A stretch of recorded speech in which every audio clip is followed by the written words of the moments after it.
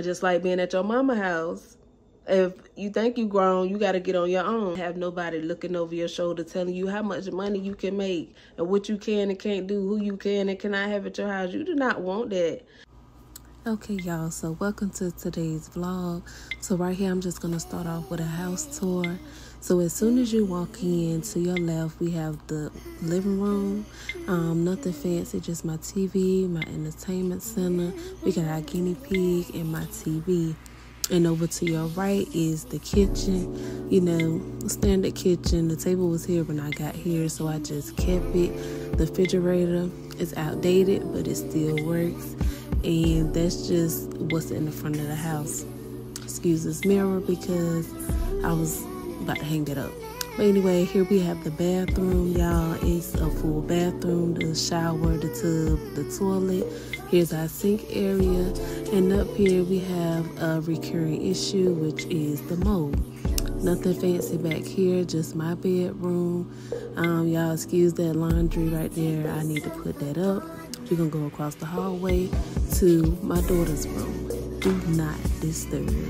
So here my oldest and my youngest sleep in this room. It's probably the biggest room of the house, and it's just their closet, their shoe rack, and yeah, that's the girls' room.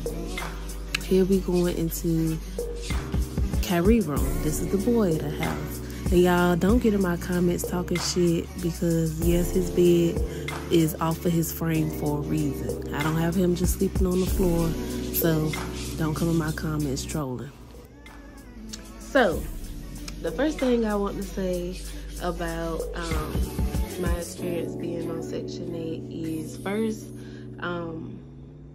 you know, it's kind of a process. Initially, you get 30 days to find you a place, and then, you know, if you don't find anything in 30 days, they give you an additional 60 days.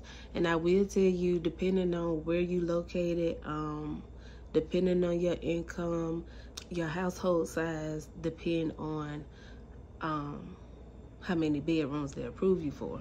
Okay, so other than they give you 30 to 60, I believe they give you up to 90 days actually to look for something. If not, then you can risk losing your voucher. So you kind of want to be looking for stuff, you know, look around in the area that you want to live in. And I know once you get on Section 8, you have to live in the county that you applied for. You have to live there for like a year. And then after a year, you can move your voucher wherever you want to go. So get to know your landlord, get to know where you're renting from. On Section 8, you can live in an apartment that takes vouchers. You can live in a house that takes vouchers. Nowadays, it's kind of hard. Like I think I had my voucher for like going on 3 years, and you just have to know who you renting from. You know, do your research, of course, obviously. So about my house, y'all can see some of the damages that my house has. You could tell it's an old house. Like, you could tell it's an old house. And it wasn't any repairs done to this house before I moved in. Like, if it was anything out of place, I had to pretty much fix it myself. And at the time, like, I really needed a place to stay, which is probably my fault because I moved in, you know, as it was. I didn't require my landlord to fix anything. I just kind of did it myself, basically. But as you can see, like, the front door, like, all the doors on this house do not have a screen. That is crazy. And the side door, that bust out when we first moved here. So, you know, and one time I almost got a violation because of the mold in the bathroom and the porch that I showed y'all, because, you know, obviously it's a health hazard for both ways. They didn't want the kids to fall. I guess the mold in the bathroom is just not safe. If y'all know some stuff that I could use for the meantime of me being here, then let me know in the comment section. But like it just keep coming back, and that's the mold in the bathroom. So that's what made me think, you know, it's nothing that I'm doing. Obviously the house is old, you know, whatever, but it's inside the walls. But y'all, I don't complain. I won't complain about being here right now because I'm making it work. And until I find something else, and until I get on my feet, you know, I'm thankful for my house. Also, I want to say about Section 8. Section 8 is a great tool for low-income families, single parent families. It's not to be on forever. It's to help you get on your feet. It allows you to save money. It allows you to go for bigger opportunities while getting assistance. Like, you don't want to take advantage of it. Like, by all means, try to do your best to get on your feet. You know, work towards getting your own house. You know, work towards saving some money so you can just live without any government assistance, because they will get in your business, and it don't take a whole lot this day and time. Like, they will get in your business. And you know, you really do want to follow the rules. Like, I know a lot of Section 8, they will not allow, say like me, I'm a single parent, they don't want no boyfriends, no baby daddies. They gonna be on your ass, and they want to know who living in your house.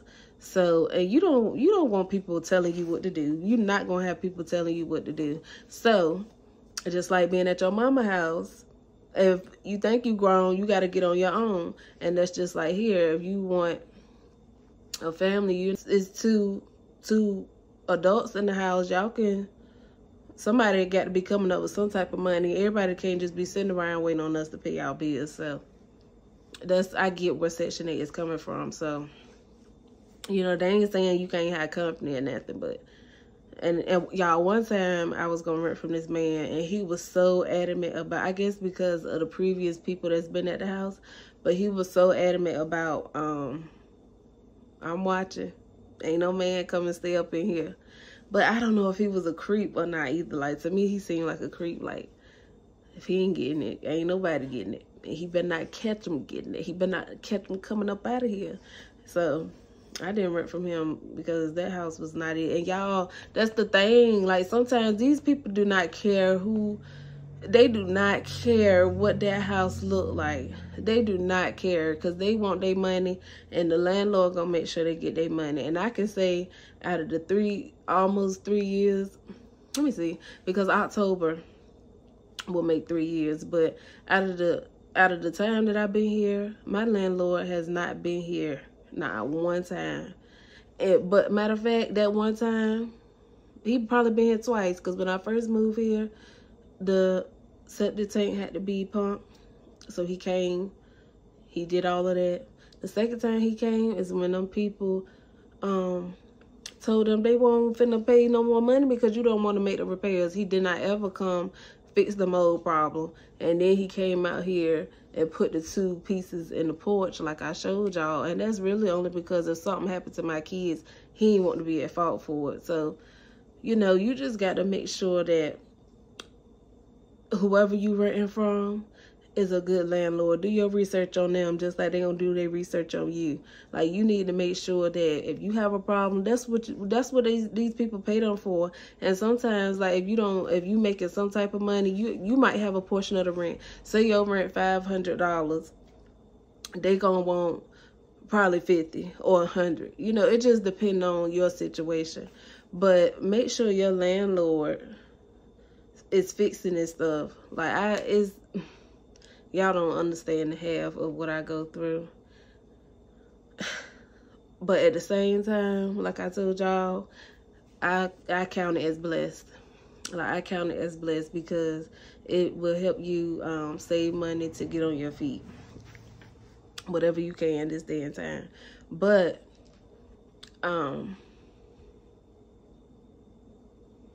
that's kind of just my experience on Section 8. Like, I don't plan on being on Section 8 forever. God knows I don't want to be on Section 8 forever. Don't nobody want to keep getting no food stamps and Medicaid. Like, this is, it, you have to want more. Like, you have to want to get out on your own and not have nobody looking over your shoulder telling you how much money you can make and what you can and can't do, who you can and cannot have at your house. You do not want that. Like, you want to use this as your stepping stool. I've been saying it all this video. You want to use it as an opportunity to save and get on your feet. One day you're gonna look back and you gonna be a long ways from Section 8. You're gonna be a long ways from government assistance, and can't nobody tell you, honey. It's possible.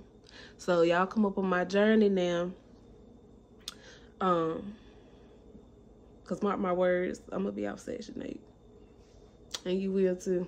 All right, see y'all later.